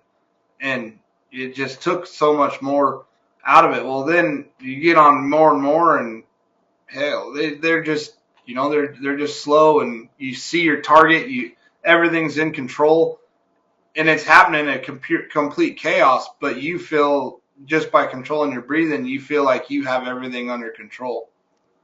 Isn't that awesome when everything just slows down and it feels like you're just, it feels like everything's in slow motion but you. It feels like you're just moving faster than everybody else. Yep. And you even have like that sound effect where it's just like, or for me anyways, like I don't hear shit outside of me. Like I hear stuff going on, but I don't know what's going on. It's just like a hum. And it's I used to not know anything until the pickup man rolled in and started talking to me. And it seemed like once the pickup man got there, I'd kind of come back to the world and realize I was still in the eye of a hurricane, and then I'd start talking to the pickup man. But and I do that now, even because I would quit riding them mainly. I just mainly pick up nowadays, and I don't know how many times somebody you'll roll in the hole and you almost have to reach out and touch them and talk, keep talking to them because they're just so in the zone and they don't even realize that you're there. I don't know how many times I've been sorting cattle, and then I'll just have somebody like scare the living fuck out of me, like tap me on the shoulder, but I'm just in the zone, just like you know how it is, like when cattle just sort the right way, like for whatever reason, everything lines up and you just gotta bump over a couple inches either way and just like everything's in a groove, and just, and I get a tap on my shoulder and Jesus Christ, lose my skin, and then the horse jumps and because of you, and like, what the fuck just happened? But I get in those moments like that, and it's I get in the zone. That's what they've called it for years, just being in the zone, and it's a real thing though. So it's a real thing. Yeah, it very much is, and the when you're getting on something like that with, like I said, with the centrifugal force and everything's going on, and you're sitting in the middle of complete and utter chaos. So when you're in the zone and it all slows down, I mean it's a feeling that very few have ever experienced, but it's pretty hard to come back to the real world when it's all said and done. Well, I was never like a competition bronc rider type deal. Like I got on a few. I don't know if I ever pulled a check. I'm pretty sure I didn't. But I covered, I think 2 out of the 3 of the broncs I ever got on in a shoot. Yep. But for me, it was like when my leg went parallel, when I swung over and my leg was parallel, that's when everything just went, whoop, and I was like, Yep. and even ride them out or buck off, no matter, like that was always like everything slowed way down when my leg came parallel, because that's when it became real. Yep. You can't step back down now. No, like you're either going to catch that other stirrup or you're going to get assholed. Yep. Well, and that's the way rodeo is, and it's, ranch broncs especially. It's funny, you get them guys, and when they get over, I used to joke around, and it was no big deal, and then right the minute your feet hit your saddle, that's when it was game time. And you get them guys that sit there and they just like freeze, and you're like, all right, nod your head, and they're just frozen in time. And it's like, I understand that you're scared and you're nervous, but the longer you're in here, the more dangerous this is about to get. It's time to go, and if you don't go, all your buddies are going to make fun of you for the next 3 hours. So yeah, what's your choice? Yeah, I mean, I remember even in high school. You remember Luke Hochaver? He pitched for the Royals for a while, like quite a while actually. He was from Fowler, Colorado, and I batted against him. I think I was a freshman, and he was a senior. And he used to go to bat with just leather, feed store gloves. But he was touching low 90s in high school. And I remember I was like as far back in the box as I could go. And same thing. I had that slow motion, and I saw the pitch, and I was like, oh, my God, that is fast. Holy God, that is fast. Like that was, even in that zone, I was just like, oh, I can't remember. I think I maybe fouled one off, but I swung at everything and was not close. really. I think I got a piece of one, but it was just a real weak foul ball, and I never really saw that pitch. Like I saw it coming out of his hand, and then it was there. I was like, holy shit! All right, so, and then he went. I think he won a World Series ring with the Royals. I can't remember if he was on that team or not. I think he was though. But you're like, okay, so that's big league shit. Like, oh, okay. Feel better. Yeah, and you're like, okay, well, I know that I'm not big league level, but I've seen it, got a piece, but that's about it. Well, and it's having going against people with that abilities, and then having guys. I think you're somebody's froze up. But having guys that go to that ability, and then then it comes down to your equipment too. Is it on mine? We'll be right back. I'm back. I don't know what. There we go. I'm not sure what happened there. No worries. You were froze up on my end, so I wasn't sure if it was mine or yours, and then it said something went wrong. But I'm back. Anyway, I don't know where we were at on that, but we're at 2 hours. Are you in Nebraska still? Yep. Okay. Yep. But you're on Mountain Time. Yes, sir. Okay. Yep. So you're right on are you on Wyoming or Colorado border? Wyoming border. Okay. That makes sense. Yeah, there's a handful of towns in Kansas that are on Mountain Time. I lived in one of them. I also lived. Gotcha. I also lived 30 minutes away that was on Central Time. Made no sense to me, but time zones make sense, but where they set the time zones don't necessarily. It makes no sense. Yeah, it's weird. The fact that most of Texas is in Central Time, when most of Texas is in Mountain Time zone. So I don't. Yeah, It's weird. I don't get it. But yeah, this was a fun conversation. I really enjoyed this, but I would like to do kind of like a weekly recap and like some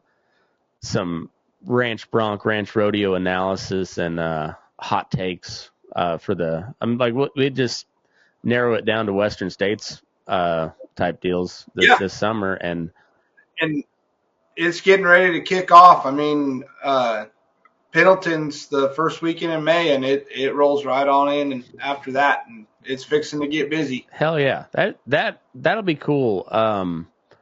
I think it'll be fun, and it'll be a good way for guys that are interested but don't really follow it. I mean, yeah, I know now you know how it's shaping up, and give people a reason to go watch something too. Like, I don't know. Yeah, well, and anybody that is listening, if you are interested and want to get into the sport, don't be afraid to reach out to me. Like I said, I'm TeJay Fenster. I do schools all the time and pick up, produce rodeos, and so don't be afraid to reach out. I'll gladly help anybody. I just want to see the sport keep getting bigger and better. Yeah, I think well, I mean, it's really taken off, and well, and it's become kind of a legit sport. I mean, rather than Yes. just a background. I mean, it's taken the same way that the traditional sport of rodeo has gone, and so I'm intrigued to see how it goes. I really like the sport. Like, I like the event of Ranch Bronc. It's kind of it's the quintessential like cowboy sport. I mean, Yes, sir. Saddle Bronc looks prettier for sure because of how the saddle's designed, and you got the cowboy right on the, like you said, on top of that horse. But like the real application of it is the Ranch Bronc, and Yep. that's what I like about it. I mean, it's as close to what Boots O'Neill was doing back in the 50s. It's as close to what the old timers were doing, back in the 1870s in the heyday of the open range type stuff. And Yes, sir. that's what I like about it. So it's just yeah, it's a nod to where we came from and the people that taught us what we know. And but also it's part of our job. So let's go beat this puke into the dirt. That's kind of Yes, sir. the mentality you got to have it. All right, let's go beat this mule. Yep. No, it's dang sure a real sport nowadays, and like I said, it's on the up and up, and I think it's going to keep getting better, bigger and better. I know I said I've kind of been a part of it from all aspects. But like I said, contestant to pickup man to contractor, and every year it just keeps getting better and better. I have yet to see it kind of tear off and level to be just one plateau. It just keeps going higher, and I think the sky's the limit. I really do. Well, let's work a little bit on the media end of it too, and get it more part of the daily vernacular. Yep.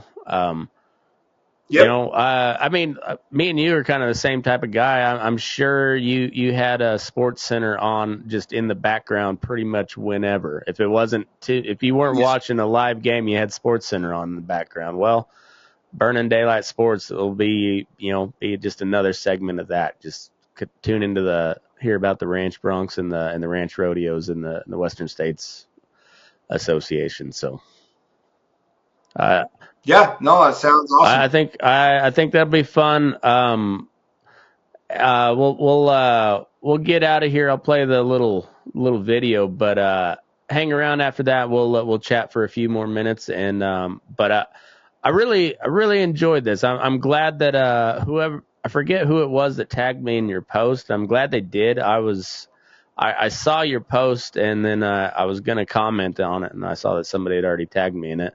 And I'm glad you came on. I love doing this type of stuff. Like I said before, it fits into my genre of podcasts, and I also didn't have to do a whole lot of work to do it. That's what I also really like on the historical angle of it. And yeah, so I really like what you're doing. I respect a guy that has a passion for what he's good at, and from what I understand, you're pretty damn good bronc rider, and you've got a like it's good to see you trying to take it to the next level. And if I can help out a little bit, I'd love to do it. So No, I appreciate that. I really do.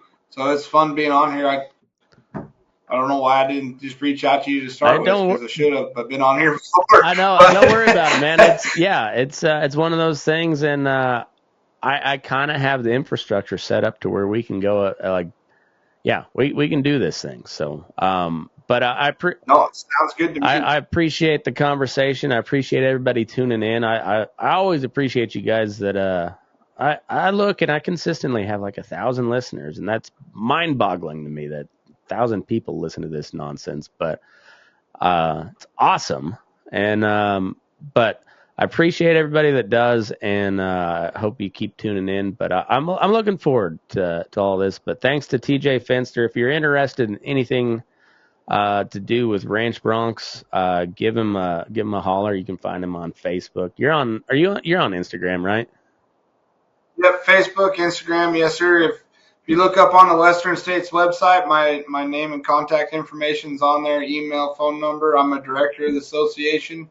Anything you guys need, give me a holler. I ain't hard to find. Cool, and I'll put a link to Western States website in the show notes and all that. So, but yeah. Give him a holler, and you'll be hearing from him again later on this summer as the competition heats up. So, it's a great sport, and I'm a fan of good sports. So, looking forward to it. But thanks, TeJay, and thanks everybody for tuning in. Now move your ass. We're burning daylight.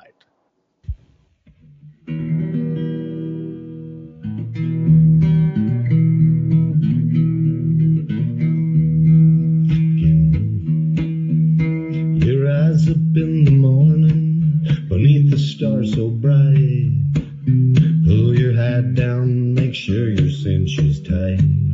Horse is kinda snuffy, cold chill up your spine. We'll get your ass moving, son, we're burning daylight. Burning daylight. Burning daylight. In the saddle till the job's done right. Burning daylight. Well, life is just a gather, and you won't catch 'em all. But when you ride through the gate, make sure you sit up tall. I can see the horizon, it's looking pretty bright. Well, get your ass moving, son, we're burning daylight. Burning daylight. Burning daylight. In the saddle till the job's done right.